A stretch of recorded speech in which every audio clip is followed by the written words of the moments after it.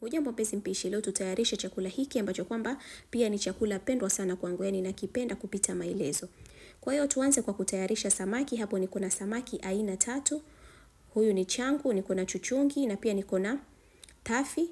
Kwa hiyo utawapaka viungo samaki wako. Hapo niko na kitunguu saumu na tangawizi, utaweka chumvi, pilipili manga, unaweza ukaweka fish masala, ndimu na mimi pia nimeongezea hii pilipili.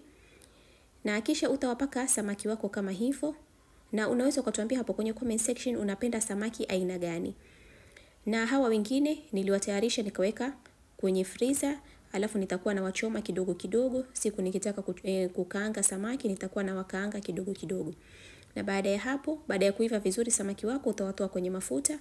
Kisha tuendelee na matayarisho ya sukuma. Hapo nimeweka kitunguu maji, kisha nitaweka sukuma. Na kuweka tomato kwenye sukuma mimi naona ni matumizi mabaya ya tomato.